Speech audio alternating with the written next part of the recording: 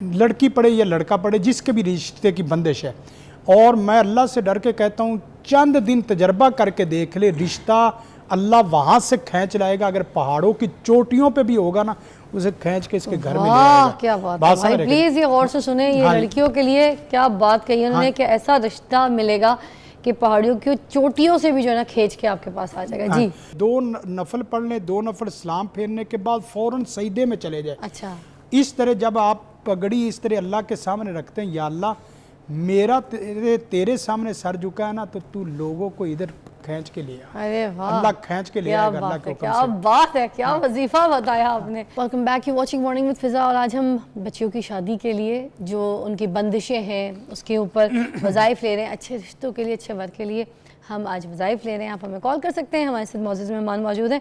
अच्छा शफीकुर रहमान साहब, मैं आपसे पूछना चाहूँगी, कुछ रिश्ते ऐसे होते हैं कि बंदिश हो जाती है, शादी होते होते रुक जाती है, किसी ने कराई होती है, या कि कौन सी ऐसी बंदिश होती है खुद क्रिएट हो जाती है कुछ हमारे हरकतों की वजह से, हमारे अमल की वजह से। Please elaborate. देखें, ये तो कोई भी साहिब है, जैसे अभी भाई ने सवाल किया कि मेरा रिश्ता होते होते रुक जाता है या बंदिश है, ये तो चेक करने से है कि आया कि वो मुआशरती मसला है, उसकी तालीम का, उसकी तरबियत का, उसके लाइफ स्किल का, उसकी कॉन्फिडेंस का वो मसला है, या उसके रंगत का, चेहरे का, और इसी तरह उसकी सेहत का, उसके जवानीपन उम्र का क्या मसला हो सकता है। ये भी चीज़ देखने वाली है। और कुछ चीज़ें ऐसी हैं जो रूहानियत में नज़र-ए-बद है, हसद है, जादू है, जिन है, शैतान है, कुछ ऐसे असरात भी हैं। अगर कोई रिश्ता होते होते इस तरह की शक्लें, इस तरह की सूरत बन जाए, मसलन रिश्ता देखने से पहले जो ही वो बच्ची रिश्ते के लिए तैयार है, बच्चा भी रिश्ते के लिए तैयार है, जो ही रिश्ता आता है उसकी तबीयत ख़राब हो जाती है। ये पक्की बात है कि उसको हसद या नज़र-ए-बद या जादू है। ये पहचान, हाँ, ये पहचान। दूसरे नंबर पे ये है कि जिस दिन रिश्ता देखने वाले वो रिश्ते मेहमान आ रहे हैं, उस दिन बच्ची बीमार हो गई। ये भी हो सकता है कि जो बच्ची बीमार होगी, मसलन बुखार हो गया, अब बनाव संगार में भी मसाइल बन रहे हैं, कपड़े पहनने में भी मसाइल बन रहे हैं।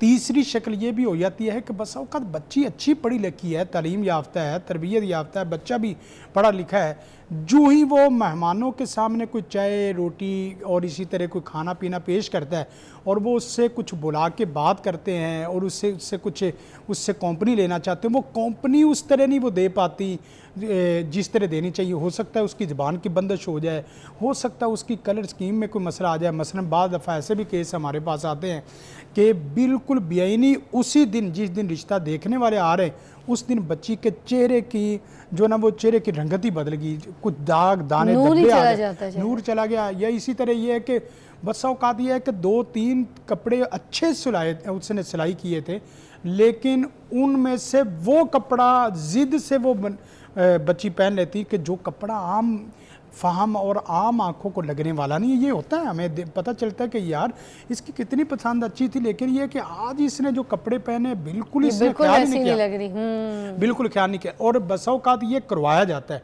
यानी उसकी तवज्जो इधर उधर करवा के तो वो कपड़े पहनाए जाते हैं जो कपड़े बेरौनकी दिखाए होते हैं। हाँ जी, बेरौनकी चेहरा है। इसी तरह बसों का ऐसा भी होता है कि उस वक़्त बेआईनी ही उसी वक़्त जिस वक़्त मेहमान घर में इन होते हैं, उस वक़्त उसको गुस्सा आना शुरू हो जाता है।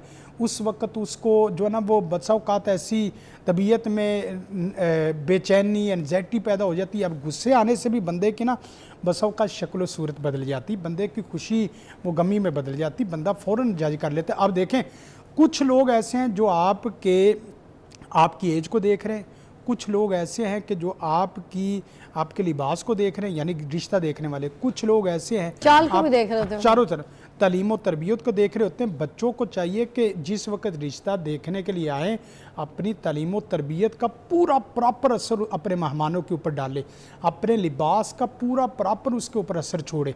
इसी तरह अपने साथ मिल बैठने की कंपनी का पूरा असर डाले, तो इंशाअल्लाह वल अज़ीज़ ये कोई बंदिश भी हुई ना जादू वाली भी, अल्लाह के हुक्म से ये टूट जाएगी, खत्म हो जाएगी। अस्सलाम वालेकुम जी। भाई साहब जी, सलीम क्या हुआ है, क्या मसला है, पूछेंगे भाई, बताइए। मसला ये है बाजी के मेरा ना बेटी की शादी मैं करना चाहता हूँ, लेकिन मेरे हालात की वजह से ना कोई रिश्ता नहीं मिलता, गरीब हूँ, तो बच्ची की शादी करने में मुश्किल पेश आ रही है। वो लोग गुर्बत की वजह से कोई मतलब बहुत से रिश्तेदार भी और अजनबी भी जो आते हैं, जब मेरे हालात देखते हैं तो वो चले जाते हैं। तो क्या ऐसा किया जाए कि क्या पढ़ा जाए? अच्छा, बच्ची आपकी पढ़ी लिखी है, पढ़ाया है बच्ची को? हाँ जी, मैट्रिक किया हुआ है बच्ची ने। और भी बच्चियां हैं आपकी? नहीं जी, एक ही है। बेटा?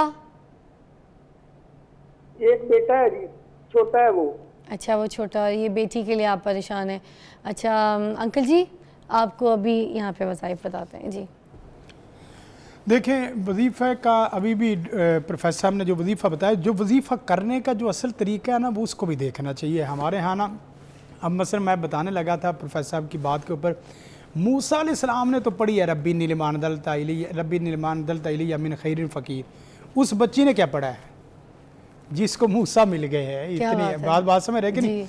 उस एक तरफ से कोई वजीफ़ा कर रहा होता है और दूसरी तरफ से कोई सलाहियत देख रहा होता। उस बच्ची ने अपने बाप को जो जाके कहा है कि मैंने एक नौजवान देखा और वो नौजवान इस काम के पूरी सलाहियत रखता है, तो बसा औकात ना पानी भरते भराते वक्त ही कुएं में भी रिश्ते हो जाते हैं। यानी वो कुएं में रिश्ता मिला ना भाई, अब वो भी तो गरीब घराने की या इसी तरह आम जिनके कोई ऐसा काम काज नहीं है या बाकी चीज़, ये हो सकता है। तो जहाँ वजीफ़े करने वहाँ अपनी सलाहियतों को भी चांद लगाएं। वजीफ़ा जो मैं बता रहा हूँ वो क्या है? नमाज ये लड़की ने पढ़ना है? लड़की पढ़े या लड़का पढ़े, जिसके भी रिश्ते की बंदिश है। और मैं अल्लाह से डर के कहता हूँ, चंद दिन तजर्बा करके देख ले, रिश्ता अल्लाह वहाँ से खींच लाएगा। अगर पहाड़ों की चोटियों पे भी होगा ना, उसे खींच के इसके घर में ले आएगा। क्या बात है भाई, प्लीज़ ये गौर से सुने, ये लड़कियों के लिए क्या बात कही उन्होंने कि ऐसा रिश्ता मिलेगा कि पहाड़ियों की चोटियों से भी जो है ना खींच के आपके पास आ जाएगा। जी, नमाज पढ़े, नमाज फ़र्द नमाज के बाद जिस वक्त आपने रब्बाना आतिना अल्लाह में निज़लम तो नफ्सी ये पढ़ लिया है, उसके बाद पढ़ना है रब्बाना हबलाना मिन अज़वाजिना व ज़ुर्रियातिना कुर्रता आयुन वजअलना लिलमुत्तक़ीना इमामा और रब्बी नीलमान दलता इलिया मिन खैरिन फ़कीर। ये नमाज के अंदर सलाम फेरने से पहले 2, 4, 5 दफ़ा जितनी दफ़ा आप पढ़ सकते हैं आप ये पढ़ लें। अल्लाह से डर के कहता हूँ, मैंने बात किया है कि पहाड़ की चोटियों पे भी वो कलगी वाला पगड़ी वाला बैठा होगा ना, अल्लाह खींच के इसके घर में। और ये सूरतें कहाँ से मिल जाएंगी? गूगल करके बता। हाँ, मतलब ये किस आप नाम से? रब्बी निलमान दलता लिखेंगे, गूगल करेंगे तो मिल जाएगी। सूरत कसस में भी है और सूरत कसस में कसस और फुरकान की सूरत कसस और फुरकान। नमाज के अंदर पढ़ना है, नमाज के अंदर। अगर नमाज के अंदर पढ़ने, नमाज के अंदर भी पढ़ने बहुत अच्छा है। बसूरत दीगर नमाज के 2 नफल पढ़ने, 2 नफल सलाम फेरने के बाद फ़ौरन सजदे में चले जाए। अच्छा, इस तरह जब आप पगड़ी इस तरह अल्लाह के सामने रखते हैं, या अल्लाह मेरा तेरे सामने सर झुका है ना, तो तू लोगों को इधर खींच के ले आ। अरे वाह, अल्लाह खींच के ले आएगा अल्लाह के